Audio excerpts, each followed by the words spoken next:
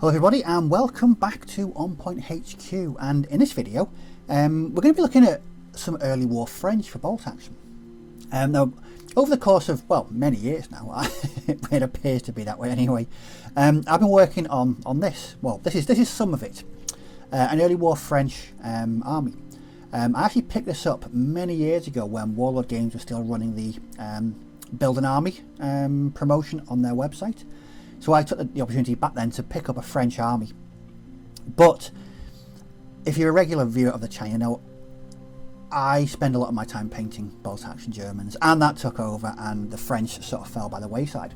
But recently I've decided to completely finish the army. Because once we're back to normality, I really want to start gaming some early war bolt action. And that was the whole reason I picked this army up in the beginning. So I love the whole ethos of early war with the zippy little tanks, more sort of rifle based combat, and for me I just like the whole feel of it. But I just never got around to finishing the army. So what I'm going to do today is show you what I've got so far, how I've wrapped it up neatly in a just slightly over 1,000 point army, show you exactly what I've done and what it looked like, but also at the end of the video I'm going to throw in another one of my very simple how I paint guides to painting French troops for bolt action. I did this with my Winter Germans recently, and it seems to be quite a popular way of doing it. It just basically shows you the figure and what paint to use.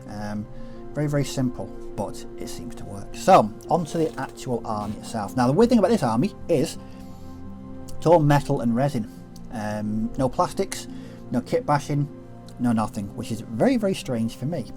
So what I've done is I've used the Battle of France theatre selected from the Armies of France and the Allies book, and sort of put together a 1,000 point army that I'd be happy to use, but also has that flavour of early war.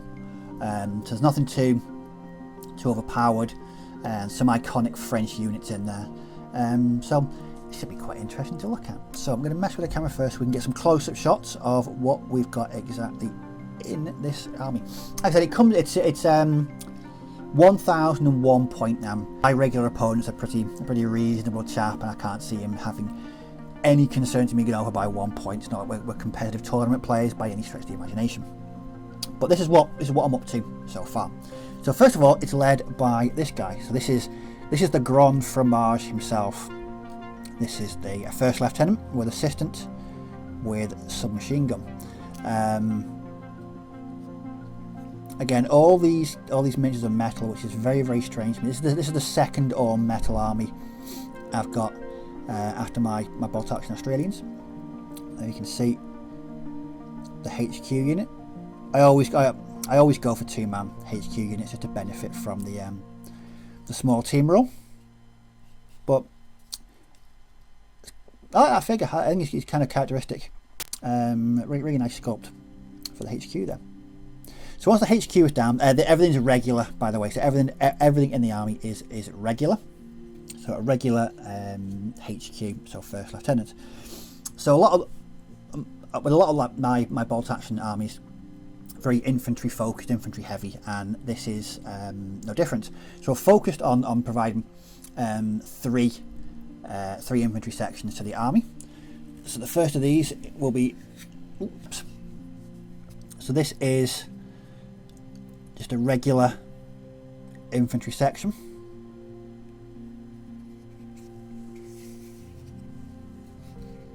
There we go, all in the iconic French greatcoats. Now the loadout for these guys, so they're led by an NCO armed with rifle. We've got a guy with an LMG with the loader, and we've got one chap right where is he? Right at the back there with the VFB grenade launcher. So they're regular. That's the first infantry section.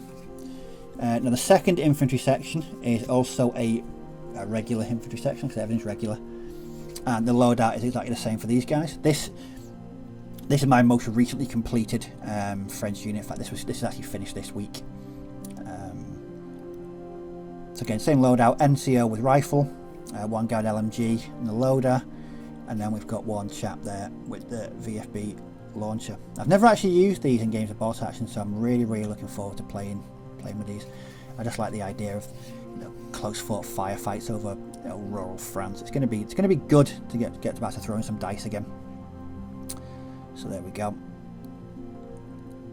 These guys are absolutely festooned with equipment, but very iconic. And I decided to add a third infantry section. Now, apologies for showing unpainted figures on the channel. Yes, please ignore the guys at the back. They're not painted. So these are the so 5. It's a unit of Senegalese colonial troops. So I've painted half of this unit so far. Again, these are going to be equipped identically as the other two. So the only difference is the NCO in this section's got a submachine gun. We've got one guy with an LMG, with a loader, and there's a guy with a VFB launcher at the back there. So there we see. Again, really nice figures. I know I always complain about metal figures, but these have actually been really enjoyable to paint. Again, lots of early war character. Again, ignore the unpainted figures. I'm rather ashamed of myself for showing unpainted figures in a video. So that's the core of my infantry down. So I've got my HQ and 3 infantry sections. This gives me enough flexibility during games of bolt action. So I've got enough troops for attacking objectives, defending objectives, and then I always find between 3 and 4 is where I like to be with infantry sections. So with these guys, I've just gone for the 3 infantry sections, and that's my infantry selections sorted. So on to support. So first off is, some of these have been seen on the channel before, but like I say, but I just thought it'd be good to show more than one combined army. So first off is the medium machine gun team. Again, if you've seen the channel before, I'm not a massive fan of medium machine guns in bolt action. So I could easily swap this out with a sniper, more or less the same points. That's the medium machine gun team at regular. Again, I just think it's got that early war sort of iconic look to it. That's going to be act in a sort of support role, laying down some heavy fire for the infantry. The next support option, again, this I could have swapped it out with a sniper. This is the anti-tank rifle team. I just like including this because I love the model. It's a boys anti-tank rifle. I just think it looks really good. Mounted up. All my sort of 2-man crews are all based in the same manner. So all on the same base. Lots of greenery going on there. He's hiding, waiting for a Panzer 1 or 2 to appear to ruin its day. There you go, that's the second support option. And the third one was a medium mortar team with a spotter. I actually got a spare figure in one of the artillery blisters, so I've been using this guy with the binoculars as a spotter for the mortar. Again, just a really nice model to put together. Like with the Australians, there's a real good feel to this range, a real good character to the actual army. So medium mortar with a spotter. There we go. So they were the 3 support options that I went for. Now, one good rule you get with taking French, you get a free piece of either artillery or anti-tank. So I've opted for 2 75mm medium howitzers. So this is the first one. As you know, me and my basing, yeah, it's I went a bit overboard with these guys. So this is the first 75mm gun. So it's a medium howitzer on a ridiculously sized base. So this is the only one I have to pay for, because the second one, I'll show you in a minute, comes free. Very nice model. And so here's the ones for free. Again, this was only completed this week. This is quite new to the army. There's another 75mm gun. Again, stupendously large base, as I am rather prone to do. I just like big bases. These earthworks are really fun to make. So the trench boards there are just bits of balsa wood, built at the front using filler and offcuts of corkboard. Covered it in Vallejo thick mud and added bits of static grass to the base, along with a bit of clump foliage and that's actually kitty litter on there. So make use of everything. So this is a free artillery piece. So I've got some great long range firepower there. Then on to the final choice, which is kind of the heavy sort of vehicle support. So the first troop or first unit choice is this, which is the AMD Panhard. This is a armoured car. This is a resin and metal kit. Again, very nice. I can't wait to use this army. Look, again, just working on it again over the past couple of weeks, it's really got me yearning for bolt action again, especially early war. I've never actually played out early war bolt action, but I still want to play it. So that is my armoured car option. And the last one, you have to. I'm going to apologise in advance for my butchering of how this word is pronounced. French isn't my strong suit, so I'm going to call it the Saumur S35 or Saumur. Either way, it's this tank. So what you can see is, again, it's a resin and metal model, and I've gone with just the two-tone camouflage. But this will be the heavy support. I've actually got a Char B1 BIS, which is a huge tank. I just don't have enough. It comes in at quite a lot of points. I didn't have enough points to fit it into this 1,000 point army, so I opted for this chap instead. As with a lot of the French tanks in bolt action, one-man turret, which means it has to pass an order test each turn just to be able to do anything. Lovely. Really looking forward to using that. No, I think it does really capture the nature of French tanks during World War II.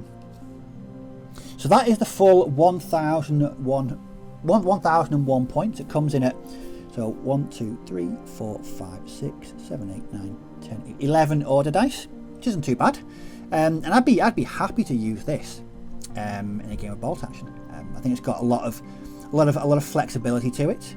Quite a bit of firepower as well with the two howitzers, the armoured car, and the heavy tank.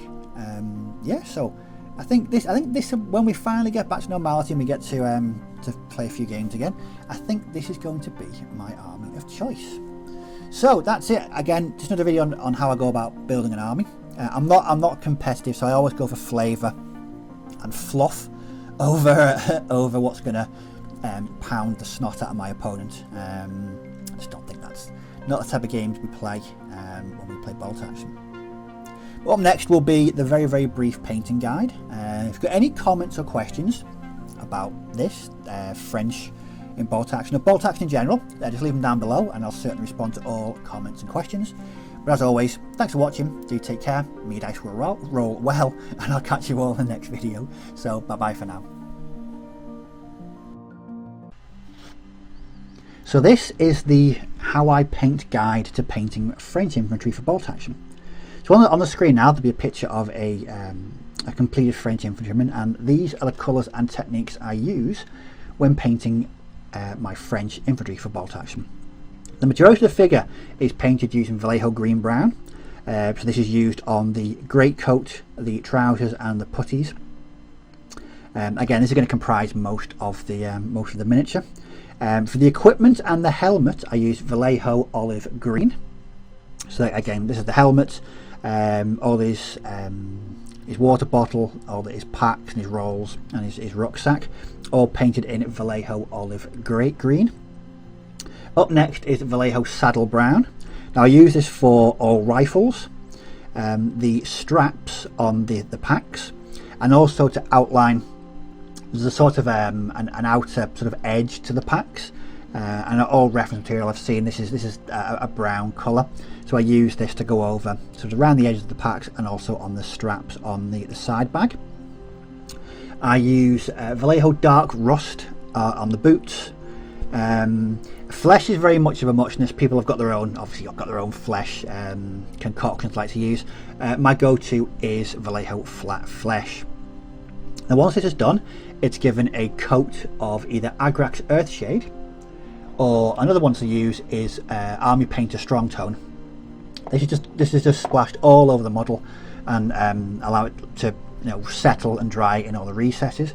What I then do is over the greens go back in with a wash of Athonian Camo Shade. Now I apply this to the greens only. It just gives it a sort of richer, greener tone. Once that's all dry, it's time for highlights. If you've seen any of my videos before, I do very basic highlights on my bolt action figures. So all I do is add a small drop of Sunny Skin Tone to the original colour and add really, really basic highlights. Then for metallic parts, such as on the rifle or any other bits of equipment, I just use Vallejo Gunmetal Grey. And for the flesh, again, Sunny Skin Tone, add to flat flesh, added just to the upper parts of the face, so the nose, cheeks, chin, and also knuckles on the hands. And that's it. That's how I paint French infantrymen. So I hope you found that How I Paint guide useful. Catch you in the next video.